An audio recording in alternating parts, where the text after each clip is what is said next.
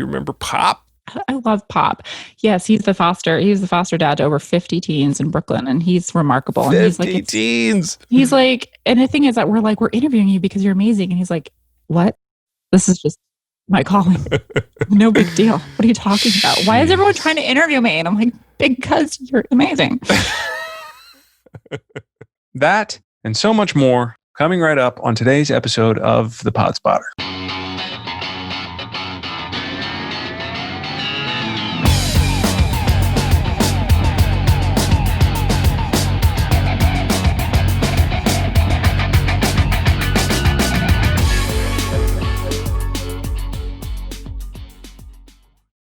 You're listening to The Pod Spotter. I'm Zach Robidas. There are a shitload of podcasts out there to weed through, and that is why we are here. We do the heavy lifting. We find the diamonds in the rough. And every Monday, we talk to the creators, the hosts, and we learn about their pods, and we play clips, and we hope you find it useful and entertaining. And if you do, subscribe to our little pod by visiting thepodspotter.com and on Facebook, Twitter, and Instagram at thepodspotter for extra content and information on upcoming shows. Thanks, everybody.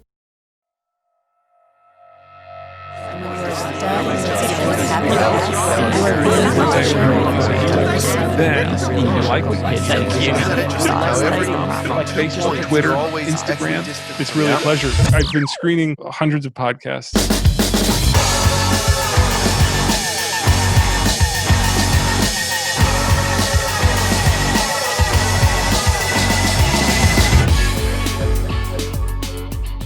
Four little Polish kids, two parents, two grandparents, one bathroom. A 3-story row home in Reading, Pennsylvania is the setting for your favorite Pod Spotter's humble beginnings. Across the street was Grandpop's Meat Market, where we dare each other to stand inside the frozen meat locker filled with unidentified hanging carcasses. We lived on kielbasa and pierogies and Big League Chew from Grandpop's store. We were poor, but rich in love and always felt the abundance of family. Mom was one of 8 kids, and Dad's 2 brothers lived around the corner. Chances are this is not your family story. Chances are this story is unique to me and probably 3 other people on the planet. But the one thing that is the same is that you come from somewhere, and there is someone out there that you call family. In the rich tapestry of the human experience, there exists a wide variety of family in all of its forms. And to help us celebrate the richness and diversity of the family experience is executive editor at parents.com, Julia Dennison, and a brand new podcast, We Are Family. Welcome, Julia, and thank you for sharing this pod with us today. Thanks, Zach. Thanks for having me. Of course. Very important question. With your pierogies, applesauce, sour cream, or both? Sour cream. Cream. What is applesauce? Who does applesauce? Me. Oh. Like, I'll take all I'm a condiment queen, so I'll take the applesauce, I'll take the sour cream, and I will just douse. You're in Queens too, right? I am. As you say on your podcast, you're in the epicenter of the epicenter, right? That's true. I'm in Sunnyside. Where are you? I'm in Astoria, New York. Okay, so I could basically I could throw a rock really hard and probably Please don't throw that. Please don't throw rocks. Anyway, we're talking to Julia today about her new pierogi podcast called Pierogies. Where are the pierogies? It's on Patreon. No, we're not. We're talking about We Are Family, of course. Can I please have that podcast? I would like that. We are so lucky to have you, and not just to talk about pierogies, but to talk about, you know what, there is no podcast to talk about. I just called you here to talk about parenting, really. As executive editor of parenting.com, I have a pandemic baby here. Aha. We got back from the pediatrician, and she said that our baby's not saying hi or bye. She's not doing hi or bye yet. And we were like, she doesn't have to. She doesn't, we never leave. We're just say hello, goodbye. We're here all the time. She doesn't have anyone to say hi or bye to. We're just here. So are all these pandemic babies just going to be like super self-centered and need constant attention? Is that what's going to happen? That's a really good question. I have a lot of friends who have babies who have speech delays or they're not talking as much. And to your point, it's like, who do they have to talk to? My gosh. Yeah, it's a thing. Because they don't need anything. We're there, whatever, at a moment's notice. Right. We're there. And, sometimes we're trying to work and can't always give them the attention we want to give them anyway. So we'll have to take care of your baby, though, because 9 months, you can't really exactly leave them in a room. No, not a lot of autonomous Where's time. your baby right now? I should check. I don't know. Oops. You put some Cheerios on the floor. She's fine. It's fine. I should mention that your podcast has two hosts. Shaun T, of course, couldn't be here. So, but that's okay because he's spent a lot of time in my living room helping me with my beach body. So it's fine that he couldn't make it today. He has been here a bunch yelling at me. So it is a co-host situation. But Julia, how do you introduce yourself on your podcast? Sure. So, as you mentioned, I'm the executive editor of parents.com, but also in my personal life, I am a co-parenting single mom to my daughter Esme, who I call Ezzy. She's 4. So I try to do the whole kind of, basically my idea for the whole podcast, We Are Family, which celebrates the diversity of how people are and be families today. I felt like my family situation was kind of unique because I was co-parenting and didn't exactly have the traditional Instagram filtered nuclear family setup. I was divorced and I was feeling a little bummed out that, working on the parents brand, that maybe I didn't have like the picture perfect family in my head.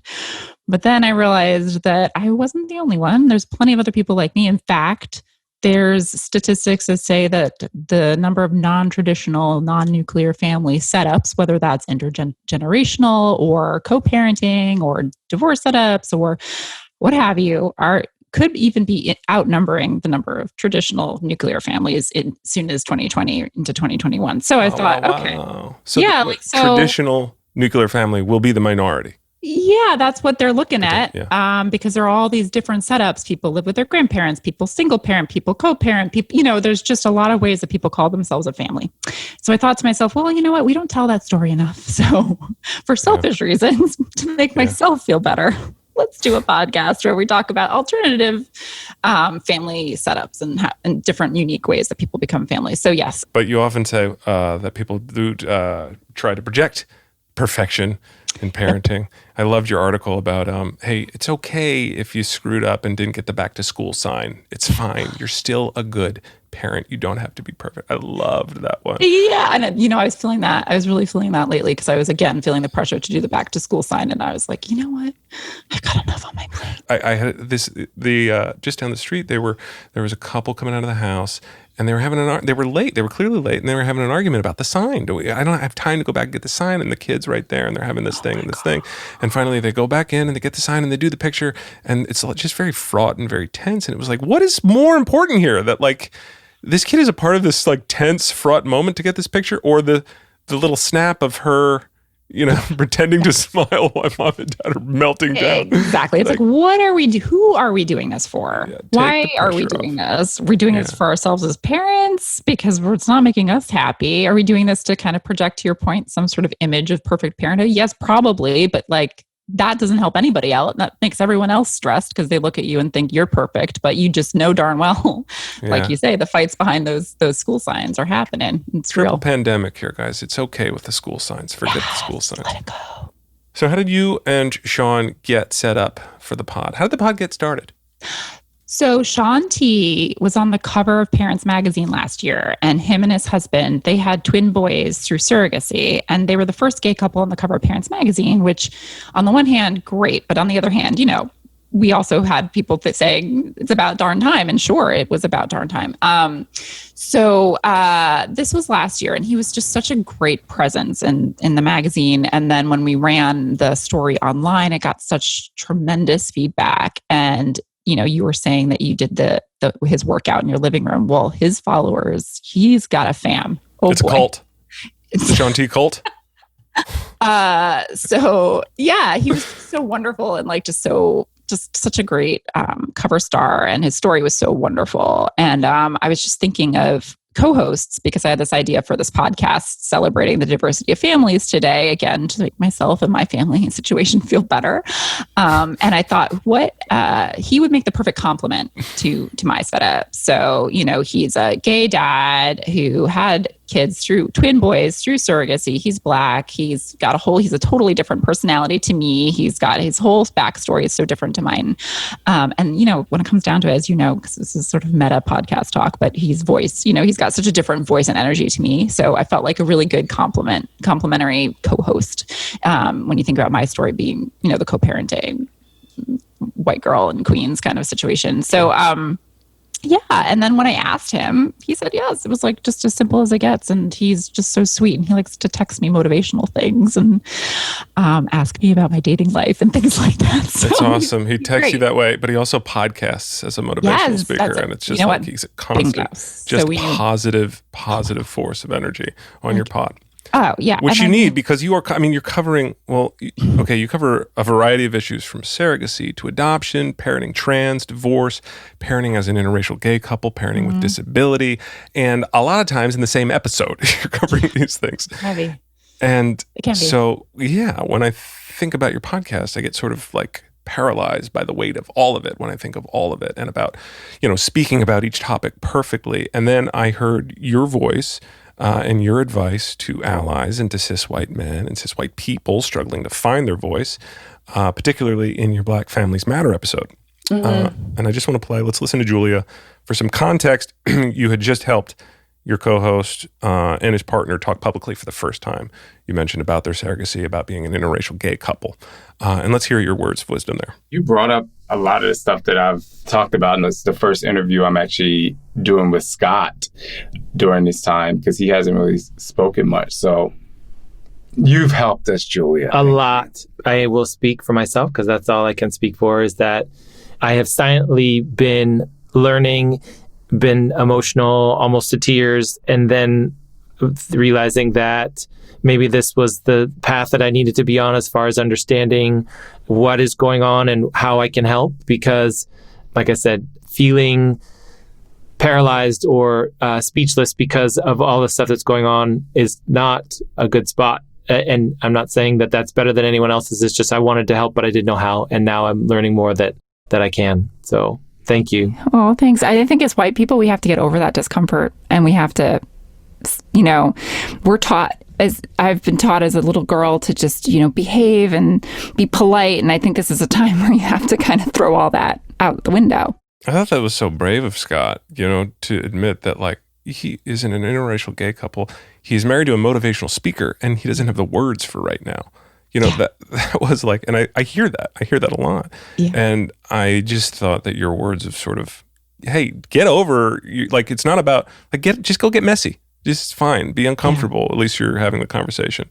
Yeah, absolutely. And I mean, that little clip is a testament to how wonderful Shaun T is. And I remember just at the very beginning of the summer, with Black Lives Matter happening and everything, and the murder of George Floyd, Shaun T was texting me, and he was saying, thank you for everything you do in terms of lifting up Black voices and telling our stories. And I was like, Shaun, stop. Like, why are you're texting me right now to thank me? My goodness. Like, this is not anything I need to be thanked for. This is like the least I can do, because I'm a white woman working in an industry in a country that's built on systemic racism. And I see it as just like whatever I can do to help, man, Well, let's continue to lean into the discomfort then.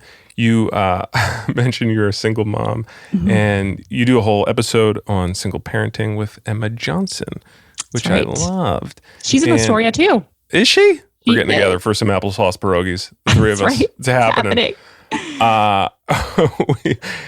She gives some great advice for single moms that I think it's not just for single parents. I think it's for everybody. I want to just play Emma advice to single parents. So that's like one little trick that I did for myself when I was going through my divorce, and like there was very lean years. And I would always make sure that I had some kind of recurring donation. And I don't care if it's $5 a week or $50 a month that you give to a local charity, to your house of worship, to a candidate that you support, but set up that recurring donation, because when you're going through your budget or your bank accounts every month, it's just going to be a reminder that you have enough. You have enough to give back. I love the mental trick of that. Just give a little bit so that when you see it, you're like, oh yeah, I'm okay. I gave a little bit. Totally. It just sort of is a power. It's like a power move. To kind of like, it doesn't matter how much you're giving, like the fact that you're actually in the position of giving. And I think her whole conversation around just transforming the image of what it means to be a single mom really was just so helpful for me when I was going through my own divorce, because I read her book pretty early on through it. And she's just was like a force of positivity, and not just seeing it as like a negative thing, but just like all the kind of the power really that you can take on when you are a single mom and, you have that independence. So What was Emma's book again? the Kick-Ass Single Mom, which I recommend. Kick-Ass Single Mom, right.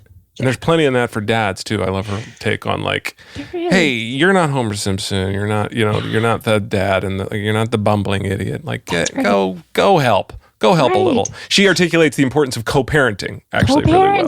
That I think I actually have, I have a little bit of that. I want to play a little of that. That's pretty amazing. It's not even about being a friend with your ex. Like, I'm not friends with my ex. It drives me freaking crazy. And I know I'd drive him up the wall. But just to be basically on the same page, basic respect that the kids are both of your kids. They need both of you, because by every single study, there are 60 peer-reviewed academic studies that find that equally shared parenting is what is best for kids. When a father is not actively involved in their kids' lives, the chances for dropout, addiction, incarceration, and we're talking about every single demographic. Get out of your mind if you think what I just said is only applies to those people, right? This is across every single demographic in this country. And if we can stem that as moms, everyday moms, to take steps, even if the dad's like, I'm good with the every other weekend, go to the judge, be like, nope, this is going to be a 50-50 deal. See, I just love that. And that's what I went into my divorce and my co-parenting after reading hers and also just being in the parenting space. I read all these studies and I just have seen it. And I've been adamant about splitting that time half and half and the importance of that. Were you familiar with Emma Johnson's book before the pod? I was, yes. And that's sort of why I got her on the podcast, because I loved her book so much. And it was like a Bible for me when I was figuring out my divorce, and helped me remember how important it was to fight for that 50-50 custody. Not, by the way, with my ex, who I get along with pretty darn well. He lives 10 blocks away. We're pretty good friends. But with the system, even with my divorce lawyer, it really pushes you to have the mom have majority custody. And when you ask for that 50-50, my lawyer was like, Are you sure? Are you sure? And the whole system's not set up to be half and half. Even to this day, like they always want to know like who has the custody. And it's like, well, we're splitting the custody. And some states I think are changing around that just because it's the right way to do it. But there's a ways to go for sure. Do you think that's part of what you get into in your Happy Divorce episode about where they're talking about they sort of want to fight a little bit. They want a little bit of a lawyer. It's sort of designed. Yeah. You go into it usually, not always, but you can often go into it with an open mind and just think this is easy. We'll just hash it out. And then the lawyers get in there and kind of make it more difficult for you. So if you're going through divorce, it's sometimes, and you're co-parenting, and you really want to co-parent equally, then it does take some grit and some sticking to your guns and standing up for what you want. My sister is a divorce attorney, and she said the first thing she always says on every call is, "Are you sure you can't work it out? Are you sure?" Try, yeah. People call her for advice. She's like, "Talk, please don't get me involved." Yeah, go to that Starbucks, hash it out. It's just the two of you. Yeah. But sometimes you can't. Sometimes it gets messy. Let's keep going around the pod, because you've talked to so many experts, and I want to just keep playing some of the amazing audio you picked up in your 14 some episodes. Have you done 14 now? 12 episodes of We Are Family, waiting for you to celebrate the diversity of families. And probably the episode that reduced everyone here at the Pod Spotter to rubble more than any was Barry Abernathy's tale. Can you introduce Barry? So Barry is the most amazing, wonderful, warm human being. He is a Grammy-nominated banjo player, but he has a birth defect where he's missing some of his fingers. So it's one of those situations where he's like this rock star banjo player, but he was born, with fewer fingers. So he had his kids, and his kids were, I think, older teenagers, and then his daughter was working at a daycare center, and these two little kids, I think one was 5, one was 6, needed a foster home, and they eventually needed adopting. And then he noticed that this little boy had the same birth defect that he had. And so it's just it's just so heartwarming. So he then took him in, and they fostered, and then eventually adopted these 2 kids. And he's just the loveliest. And I love his accent too. It's a beautiful story. It's episode 7, and it's where I would start with We Are Family when you're ready to dive in. And let's just play a little bit from the first time Barry saw his adopted children. So I walk in the room and he just looks up and patted his buddy on the head and said, "Hey, look, that's my dad." And I was shocked, and he jumps up out of his seat and he runs up to the front of the class and jumps up. He never even slows down. He just runs and just jumps up, and I'm 6'4", and he just lands about halfway up my body, and I just grabbed a hold of him. He pulls his way up and he grabs my face. He said, "You my dad?" And I said, "Do you need me to be?" And he said, "You my dad." And he just kissed me right in the mouth. First time I ever seen him. And he said, "Hey, look, that's my dad." Told all his classmates, "That's my dad." Oh my God. I remember interviewing him in that moment, and it was just tears. It's like, why did I put on mascara? My gosh. I wanted to ask you about that. You do get really emotional. You get really emotional in that episode. I don't know if you've experienced, this, Zach, becoming a dad. Oh, 100%. I mean, every podcast I listen to now is like, I'm just waterworks. It's all as a result of her coming into this world too. I mean, I was a jaded individual before that, but now I just softy anything. Like, what is this Kleenex commercial I am getting crushed by right now? I know. They're selling Kleenex and I'm just in tears. What are you going to do? What are you going to do? Of being a parent. It is. The foundation is pulled out from under you and there's no safety net anymore. You are at the whim of the universe. You are and your heart. Remember when I had my daughter, I was like, oh, great. My heart is now outside of my body and vulnerable. Yeah. Yeah. Ugh. But as a journalist, you don't often hear, folks getting emotional in the stories. And it's just nice. It's refreshing as a listener because it draws us in. And then we're like, what is going on? Julie just folded like a house of cards. Holy. Just blowing your eyes out over there. Do you feel at odds with your journalistic training? Or are you just like, what? This is it. This is what's happening. I think that's what I love about my beat right now, just working in the parenting space, because it just feels so like where I'm at in my head right now and in life and what's interesting to me. And it's easy for me to get super emotional about the stories. But honestly, I think journalists are good at hiding their emotions. But I think emotions are often what drive the important stories that we work on, the ones that really matter. And it's actually, I think, the reason why we're all in this biz. Like, we're not in journalism to be making a lot of money. We're in it because we want to make a difference. And if you really kind of unpack that, there's some emotion underneath it all. There is. I mean, but you got to know going in. It's hard to know like that. Certainly before day one of your podcast, you were like, oh, if I start this, I'm going to be going down a trail here. I'm going to get fairly emotional here. You got to kind of have that conversation with yourself. Like, I'm going to be going into some uncharted territory here. Yeah. And it gets really personal too, like just talking about my own story, and it becomes a little bit like a therapy session, really. That's why I started this podcast, just to get experts in my home to help me with my own situation and my own therapy. All selfish reasons here. It's the best. Yeah. I'm going to keep playing the We Are Family mixtape here and take it over to Pop next. Do you remember Pop? I love Pop. Yes, Pop. He's the foster dad to over 50 teens in Brooklyn, and he's remarkable. And 50 teens. He's like, and the thing is that we're interviewing you because you're amazing. And he's like, what? This is just my calling. No big deal. What are you talking about? Why is everyone trying to interview me? And I'm like, because you'll hear. He's amazing. Yeah, that is the best part very of Pop. Humble, he's though. Very humble and very unassuming, and just Pop. He's just Pop. Pop. Let's listen to Pop on being Pop, being called Pop. You can call me whatever you want. I've had kids that would call me Mr. B, and then all of a sudden, one day they'd slip and they'd say Pop. And it would just continue that way. And that's just how it goes. It's whenever they feel comfortable. But what it means to me is to be available all the time for that person. At 2:00 this morning, I got a text from someone that lived with me, and he said, I was thinking about you, and I just want to say thank you for all that you do for me and all that you've done for me. Whenever I think things are going really bad, I know that you'll be there. And it was so unexpected and so nice, considering how rough around the edges this guy is. He's was involved with gang and everything. And for him to feel that way was really special to me. And to think about it at 2:00 in the morning and send me a text message, it was important.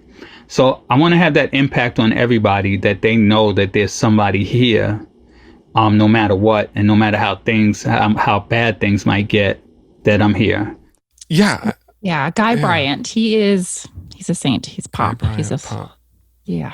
And again, just advice for all of us. Yes, he's the foster father of 50 teens in Brooklyn, but like, yeah, great advice for a new daddy. Just be there. Just show him that you're there. Show up. He has all the great advice too. And he had this really sweet piece of advice where he said, when things are really hard, just remember a very specific happy memory that you had with your child, or in his case with the foster kids he was working with. And I thought, I'm gonna try and remember that. Yeah. He kind of just like, if you're arguing, just go to that place where like they're just bedtime last eating ice night cream. was, yeah. I don't know if I could really go to that place, but I try every now and then. I'm like, what would Guy do? Yeah, during the terrible twos, I imagine we'll be transported quite a bit. Is the twos? I'm hearing three-nager now is worse than twos. Okay, so here's the thing. I'm starting to learn. I have a 4-year-old. I think every year is hard, and every year is every year is like. I mean, parenting is so weird. It's like it's so hard. It's like the hardest thing you're ever going to do. Obviously, it's also the most rewarding thing you're ever going to do, and like trying to explain that combo to people who aren't parents is sometimes challenging. But I think terrible twos, I think it's a little bit misleading because it doesn't get easier at 3 and it doesn't really get easier at 4 either. I thought because my daughter can now communicate, I thought, well, this is going to be easier. We can talk about her feelings. And it's like, oh no, she just has bigger feelings and we can talk about them. It doesn't exactly like solve them away. It's all hard. It's just hard. If you lower your expectations. Here it is. The secret to all happiness. Lower your expectations. That's across the board for everything. Wonderful advice. Well, let's hear Pop's advice echoed on the other end. This is why you know it is sound advice, because one of his foster children actually echoes that sort of same sentiment. So you know it's valuable. I think it's important to respect their privacy, but also allow them to know that you're there for them if they need anything. If you see that your child has been distant, it's always good to reach out to them and sit down with them and have conversations from time to time just to see how they're doing, just to see where their head's at. I feel like that's what everyone wants. They want to have a parent that they can trust and they can come to about anything without worrying about being judged. I heard a child psychologist once say that teenagers often want potted plant parents. So they want to know that you are consistently in the room and you are there for them, but they might just be walking past you and may not necessarily want you to always engage with them, but they want to know if they want to be able to engage with you, that you're always there. And I thought that was really funny. Be a potted plant. I love that, Julia. Just be there. Just be there. But there was echoed sort of on the other end. By that was Demetria Mack. And she wasn't one of his foster kids, but she was another foster kid, I think also in Brooklyn. And she kind of, I think she's at Howard University in her freshman year now this year. But she went through the system and wrote a lot about it for some magazines. So yeah, it's very cool to hear perspective. Yeah. And more from the Pod Spotter after this.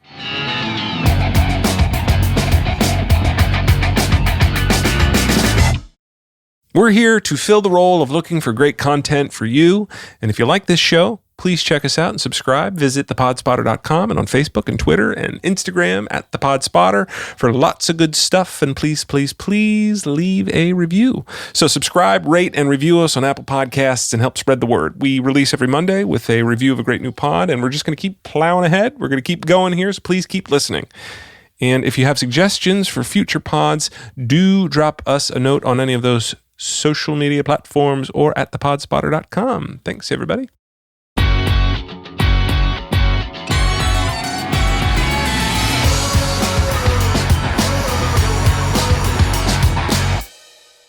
Julia, we like our games here on the Pod Spotter. We do a little trivia. How well do you know your pod? Typically is the game that we play. God. Okay. But you know your pod because there's only 12 episodes. I hope so. I'm not asking you trivia about your pod. Instead, I'm going to workshop a new game called Pod or Not Pod. Julia, I am going to read you the names of some podcasts. You tell me if they're real or if I just made them up now. Okay. This is Pod or Not Pod, and we're playing for high stakes around here on the Pod Spotter. It is your chance to get some We Are Family swag up on the pod wall. Okay. Bookshelf in perpetuity. It hasn't shown up yet. I think they're sending like a We Are Family lunchbox or a We Are Family photo album, I hope. Are you ready for Pod or Not Pod, Julia? Bring it. Let's do this. Is this a podcast? Family Secrets. Guests explore family secrets and uncover extraordinary lessons from what the truth can teach us. 3,000 ratings on iTunes. Is Family Secrets real? Pod or not pod? I'm going to say pod. I mean, I want to listen to it. Can I make it a pod? I want to hear family You secrets. can't because it nosy. already is a pod. You are 1 for 1. Okay. Family Secrets exists. It is a terrific pod. I think we've even reached out to them. Family Secrets, get on our pod. Okay. We love you and we want to tell our dirty secrets. Yeah, Family Secrets is great. It's a great pod. Number 2, she's 1 for 1. Pod or not pod. Womb and Gloom, an exploration into the troubling side effects of postpartum depression. 600 ratings on iTunes. Womb and Gloom. Oh boy, I'm gonna say I'm gonna say not a pod. Wow. But I hope it's not a pod because I'm trying to do my own postpartum podcast and that would be competition. You're just trying to not pod it out of existence. Not pod. So that you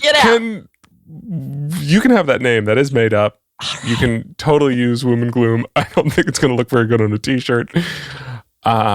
Womb and Gloom is not a pod. You're 100% correct. That is a dumb joke. A bad pun. Are you ready for number 3? I'm ready. Pod or not pod. Mom Brain. Advice from experts, doctors, and trusted friends on all things being mom. That's a pod, isn't it? Oh. No? Good. You are good. Circle gets a square. Circle gets a square. 3 out of 3. We Are Family is going up on the swag shelf of I don't like the name Mom Brain. I don't even know. What's that? I don't like the name Mom Brain. I don't like the phrase Mom Brain. Let me tell you something. And this is why I enjoyed presenting this game to you for the first time. You Google mom pods and you Google dad pods. Mom pods are all about like mom brain, mom's dispelling shame, mom and wellness. It's all about, the psyche, the mind. And then the dad pods are like dads and guns, dads and video gamer dad. And it's like, to your point earlier, it's like, no, dude, like you're 50-50 in this thing. Why does dad get cool hobbies and mom has to be just like, you know what? We just moms and healing. We did a spotlight called On the Mental Load. And this is the whole concept that moms end up doing this, like more of the parenting, even when you have good dads. And I think there was a study that came out with the pandemic that said that moms felt like something, paraphrasing, but moms felt very anxious about their parenting skills and it felt like they weren't doing a good enough job and they were just, feeling stressed. But the dads were like, we're doing great. Like we're doing this. We're dadding. So I thought that's interesting. I think there's clearly like a number of things at play. There's probably more responsibilities that need to get handed over to the dad that the moms are secretly squirreling away. Yeah. But then also I think that there's like moms need to like let go and let the dads do more stuff too. Even if they feel like they don't change the diapers exactly like they want them to change the diapers. So I think there's like a thing that could kind of happen. But yeah, to your point, I think the Homer Simpson trope of the bad dad, that just reinforces the gender binary and ends up putting more on moms and contributes to the mental load. And this feminist over here says no. Well, discussions on gender binary seems like a perfect segue into your Ali Sheedy episode. Oh, yeah. Ali Sheedy episode 12 comes on the pod in an incredible episode. I learned so much from Ali Sheedy, including how to be a better ally to my own sister-in-law who's transgender. Mm-hmm. And I just thought she was so clear and open with you, but she has years of practice as an advocate. Yes, she's not new to this. Or what was her advocacy track like? Well, so her son Beckett, who is transgender, he came out not all that long ago, I think as a teenager. And so Ali Sheedy doesn't necessarily have that much experience. So, and this is, I think, episode 2, but she said that Ali Sheedy was just very upfront about what it was like to have her child come out as transgender and all the questions that Ali had for her son Beckett. And what I really loved about it is that Ali realized that it wasn't Beckett's responsibility to school her and to like tell Ali like what to do.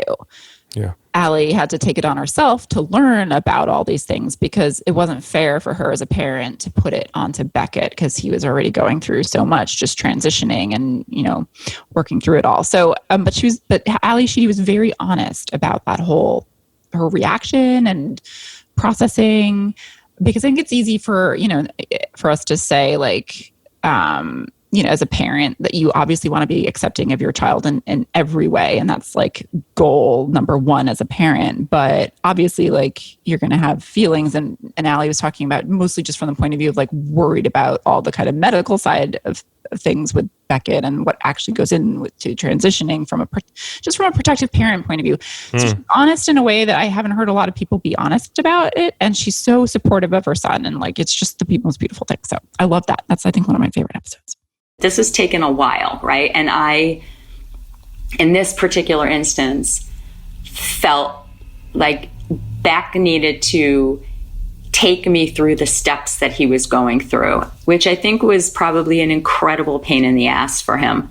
I told him he had to take me to the he had to take me to the clinic. I had to meet everybody at the clinic. This is when, Beck, you were still in college then, right? Weren't you? Mm-hmm. 2014. Yes, I was a junior. Right.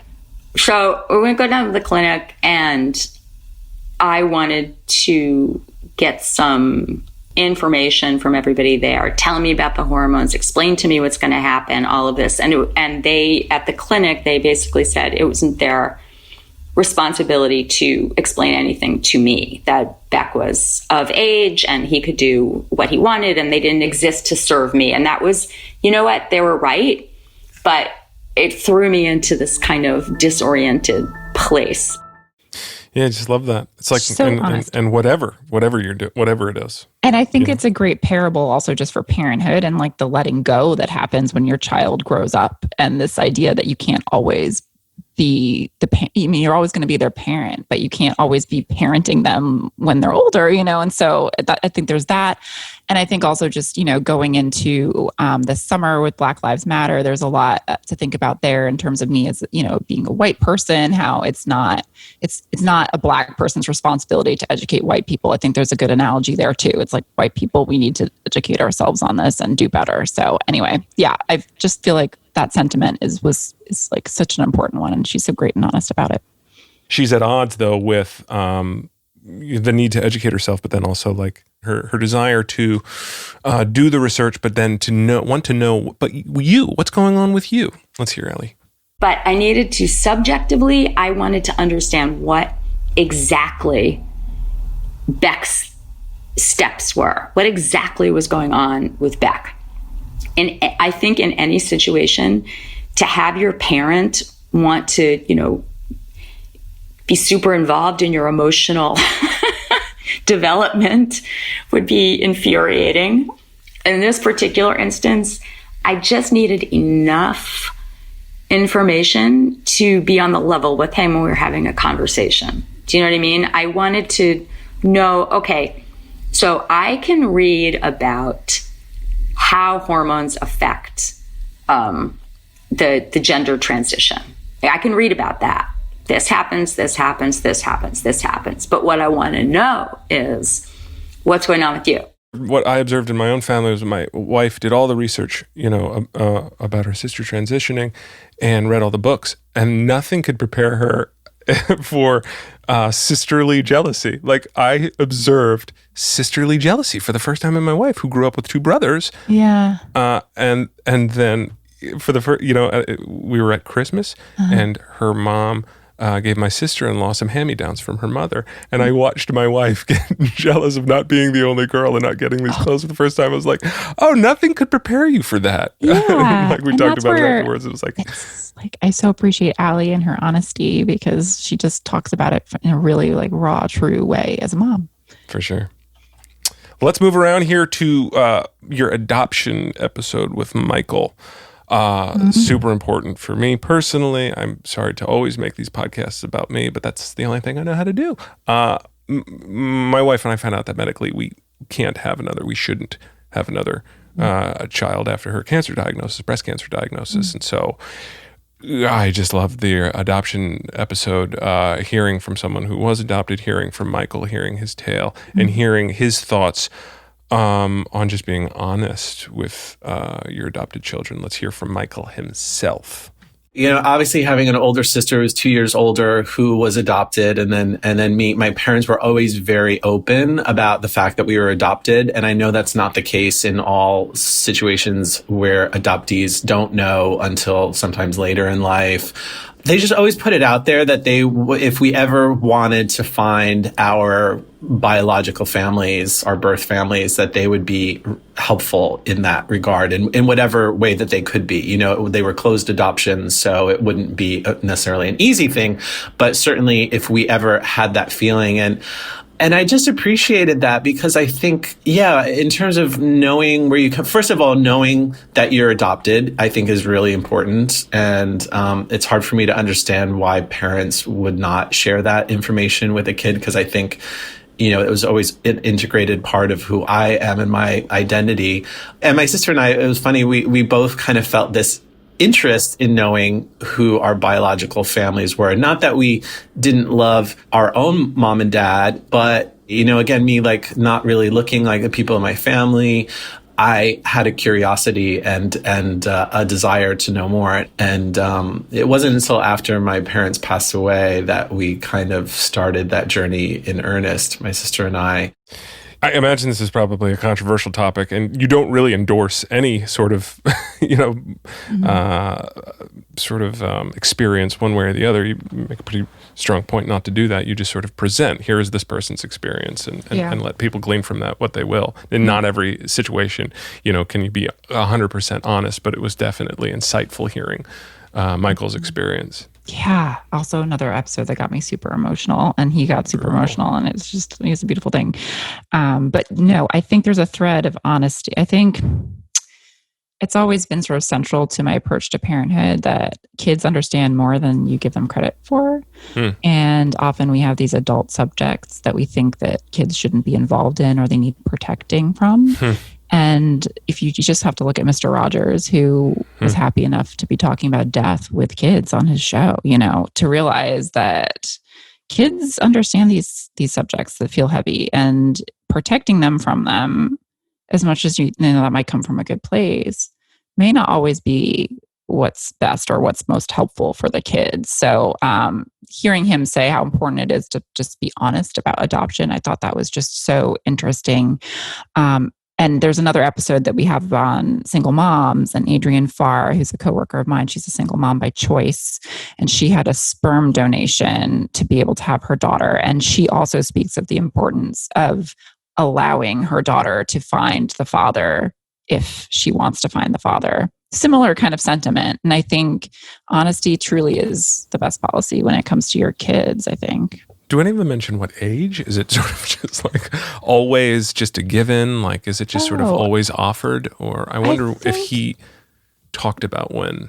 You mean in terms of talking to your kids about the fact that they were adopted? Yeah. I think it's really important. Kids usually understand things, are aware of things earlier than you think.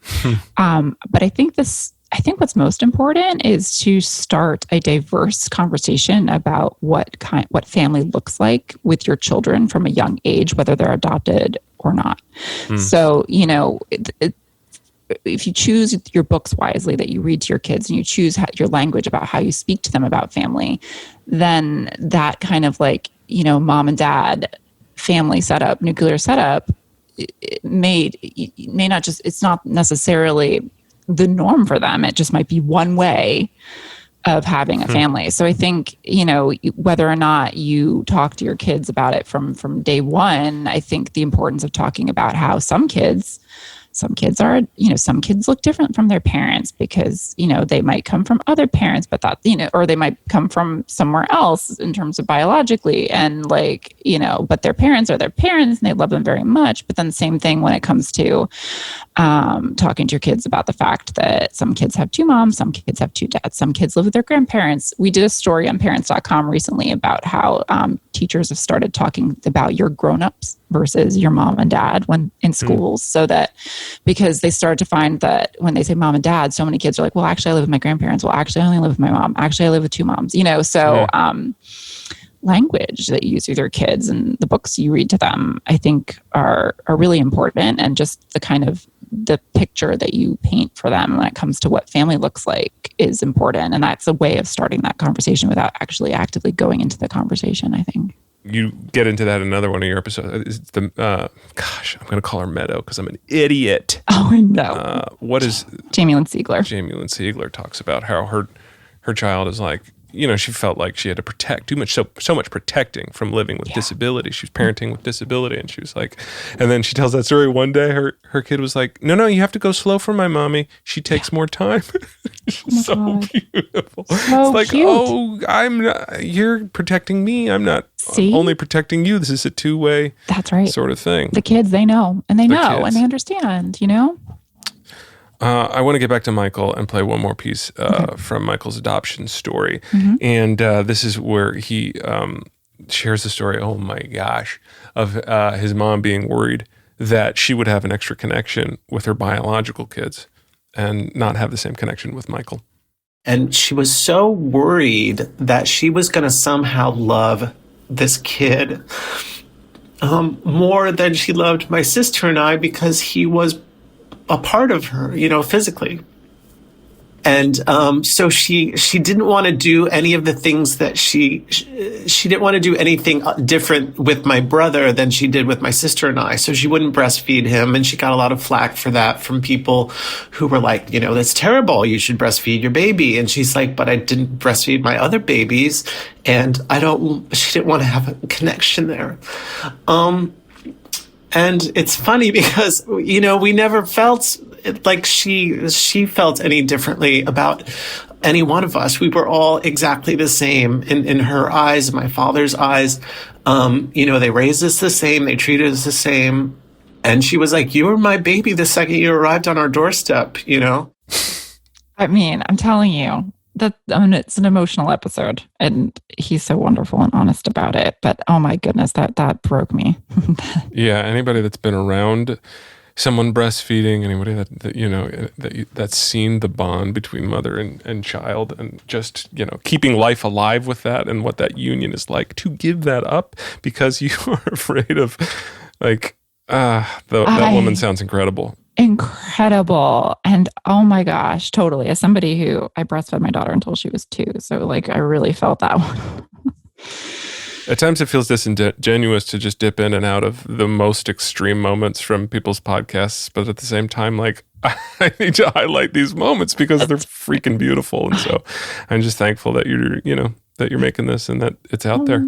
You so have the most diverse playlist of most podcasts that we've screened, and you celebrate all the things that make families different. And I'm curious about what commonalities you've discovered, the sort of connective tissue from all of these stories. Yeah, I think that it doesn't matter what your family looks like. It doesn't matter if you're biologically related. It doesn't matter if how you became a family. Once you're a family, and once you're in the family, and the family can look like 2 co-parenting parents who are divorced, but they're family together. It can look like a single mom by choice. It can look like an adoptive family. It can look like foster kids. It can look like intergenerational families, kids living with their grandparents. It doesn't matter that love is, I know it's cheesy, but it's so true. And love is what makes a family.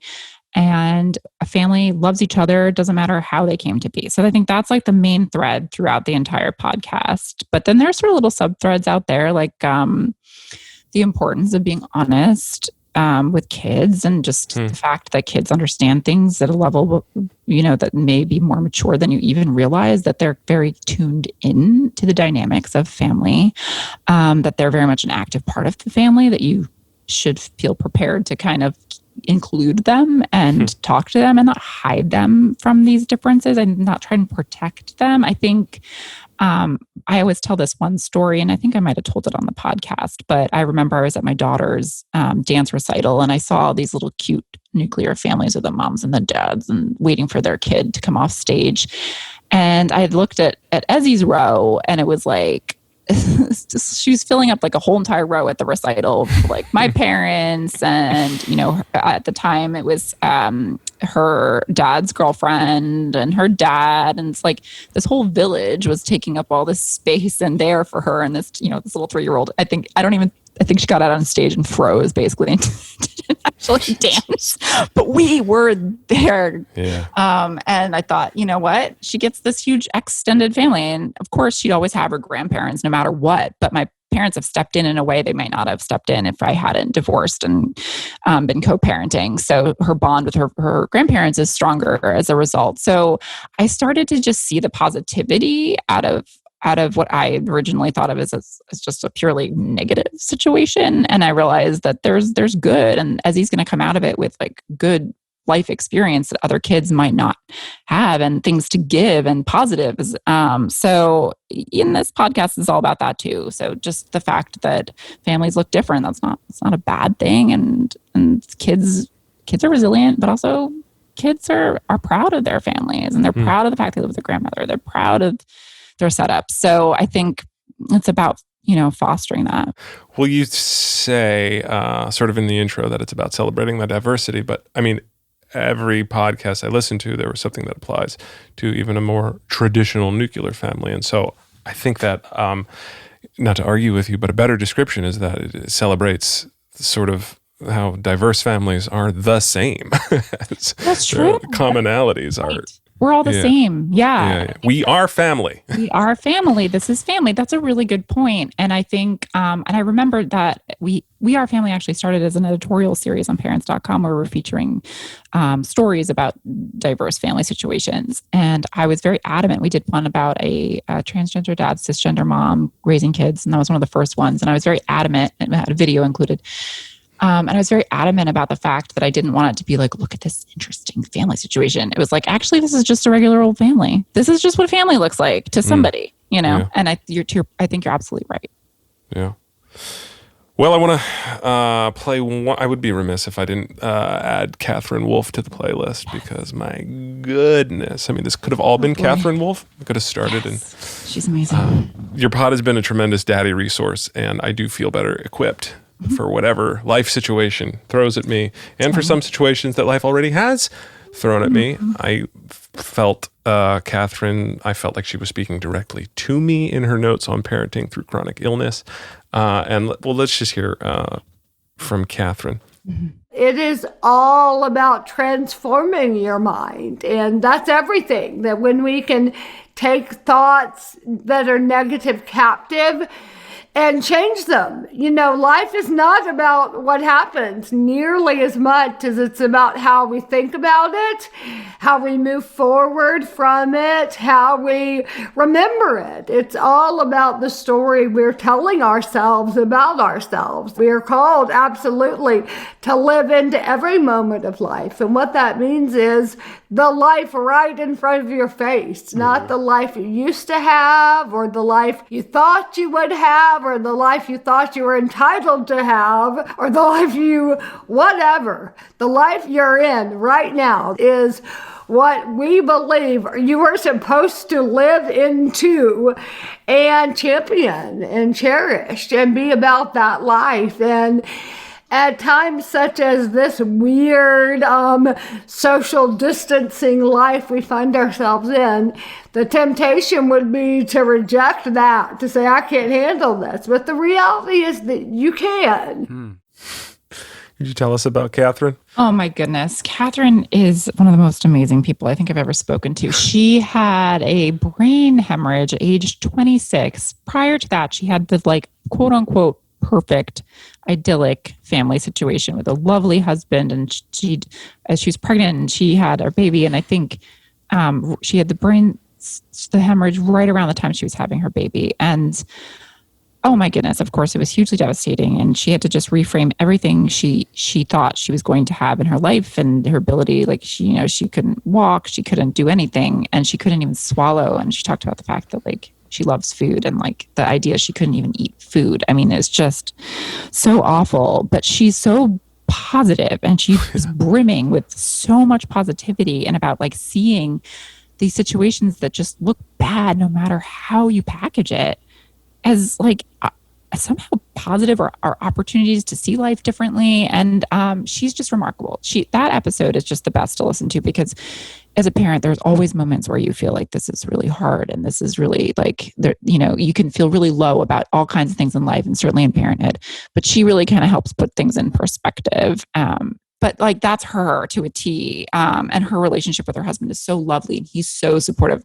And to me, they are relationship goals. Like he is there for her in such a beautiful way. And the way they kind of it's worth reading their book, Hope Heals. I recommend it. But yeah, it's just all about being positive, even when life throws things at your way that just seem impossible. Yeah, I love her stuff on just rewiring and, this is your life. It doesn't matter what your expectations were. Again, back to lower your expectations. Yeah, or just like acceptance, I think, and just being mindful and just thinking, because and I think the pandemic has been contributed to this. I know that we're always thinking ahead, like where are we trying to go? Like where do we see our kids? Where do we see our life? Like where are we going to buy our house next? Where are we going to go to high school? And she's just like, you know what? For everything that you think you know about your future, you can throw that out the window because no one knows what's happening in the future. Yeah. So, just trying to parent in the now and see where you're at and take it one step at a time. It was a great message for me listening to her. Sure. Parenting with disabilities. Again, advice, a little something that we can all take away from it, much like all of your episodes. Who is listening to your podcast? Who are your subscribers? Who have you heard from? Yeah, I've heard from a lot we've had reviews and people writing to us just saying thank you. I think people just like to be validated, certainly with our larger audience. And we have a big national audience of parents, and we reach majority of parents in America today. And one of my kind of editorial missions is to present content in a way that's relatable and makes people feel a little bit less alone. Because I think parenthood can be very isolating, even though you're surrounded by, you can have mom friends, you can have dad friends, you can parent with your spouse. But like when it comes down to it, sometimes you feel like you're making these instant decisions as a parent, and you're kind of making them by yourself. And you want to just feel like you're doing the right thing, or you want to feel like you're not alone in some of these feelings that you're having, because it can be so hard. So with my content, I always want to help out everybody to make them feel like they're not the only ones going through all kinds of things that come with parenthood. It seems uncontroversial to me, that sentiment that you're raising. And yet I have to ask sort of a tough question in that, like, we get into the stats around here as part of our meta pod about podcasts, and in looking at your reviews on your podcast, I don't think I've ever seen one sort of more divisive, where there's so many 5 stars and so many 1 stars and not so many in the middle. And I'm wondering if you sort of wear that as a badge of honor of like, see, there's more work to be done, clearly. Like that, like, is that like? Yeah, I do feel like as a content leader, and as somebody who's trying to make a difference in this world, if you don't piss off people, you're not doing enough. I think sometimes. Yeah. And I think when you have a large audience and something on a subject of parenthood has, all kinds of people from all different political backgrounds and all kinds of, from all different parts of the country and all different experiences. So you're never going to please everybody, because everybody is such a huge, diverse audience. But I think, it's really important to just make sure for myself that I continue to be on the right side of history. But I think some of my challenges is sometimes presenting content. So during Black Lives Matter, we did a piece that did really well, which was why all lives matter does not work in terms simple enough for a child. And it broke it down, and it did super well, because secretly I knew that people weren't reading it to tell their kids. They were sharing it with their, the relatives that needed their to in-laws. Terms simple enough for a child.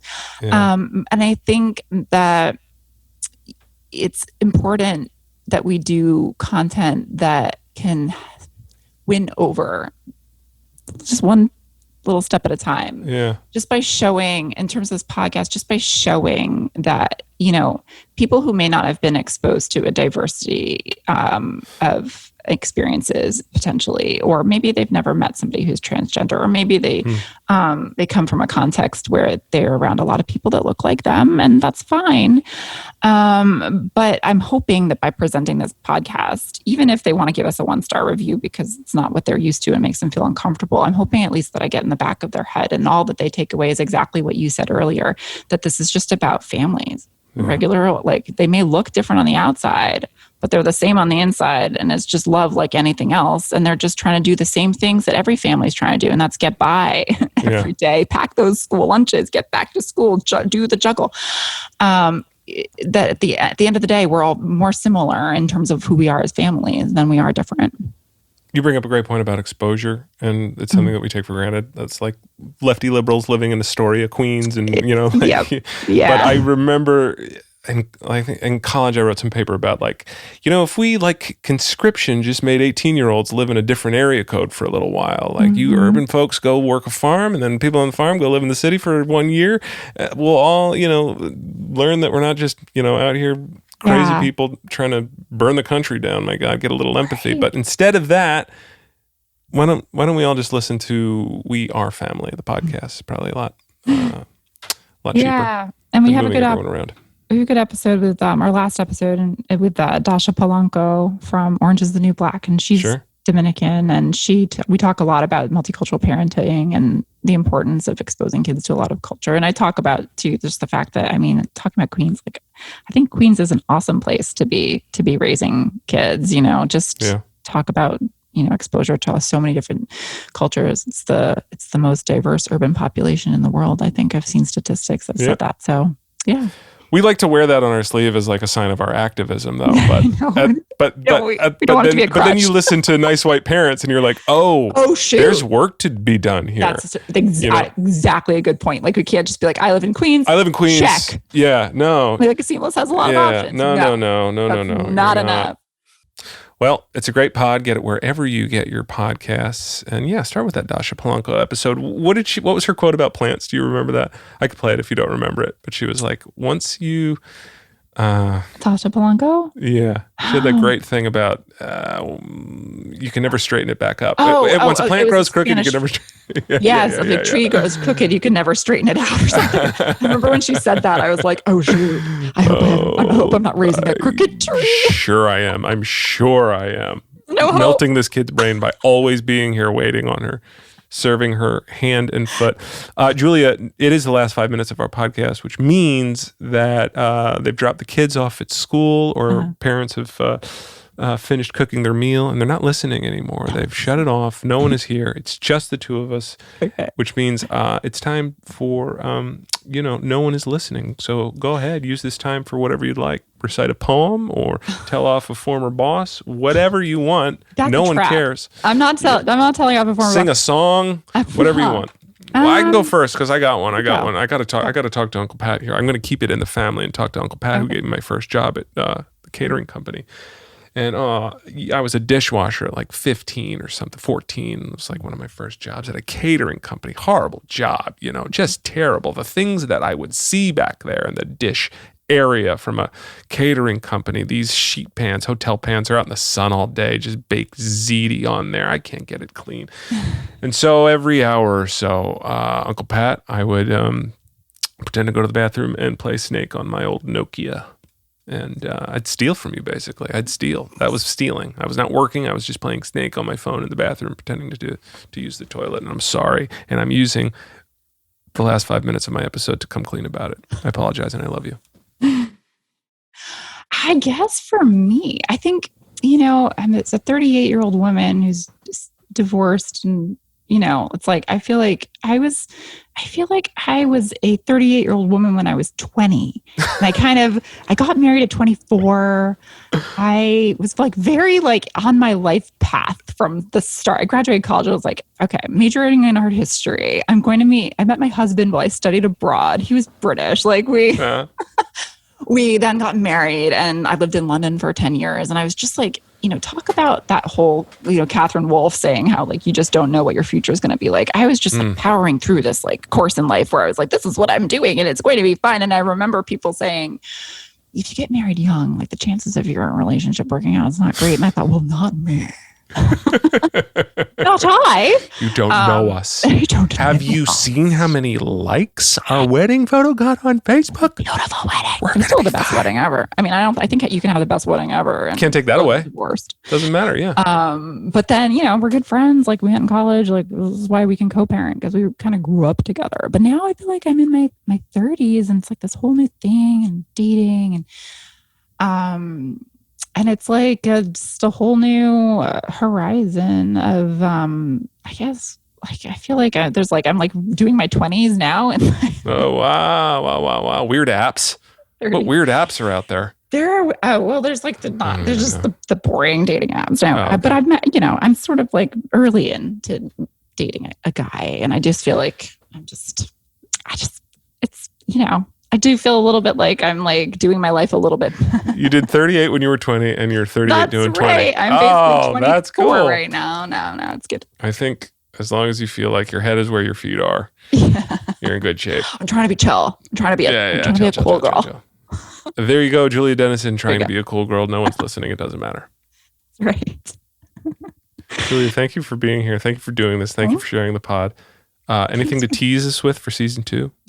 Yeah, I think if people want to DM me, I'm on Instagram, Julia Dennison. I'm always looking for stories to feature, whether that's like on the podcast or just on the website or video or social channels. I'm always looking for cool, interesting family situations. So hit me up. Well, we need a follow-up episode with Barry, I hope, and one of the later seasons of We Are Family. Hope so. The two of these men sharing this birth, the defect, and celebrating music at the end of the episode. You're going to be done. You're just going to be done, but enjoy it. Yep. Stick a fork in there.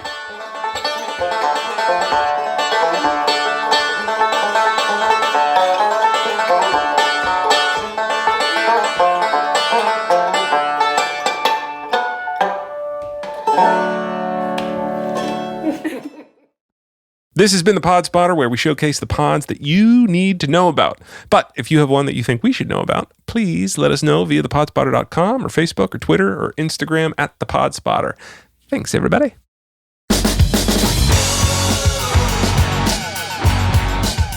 This has been Zach Robidas. The Pod Spotter is created by the Price Brothers, produced by Oink Inc. Radio, associate producer Tori Adams, and is recorded and produced at Baker Sound in Philadelphia.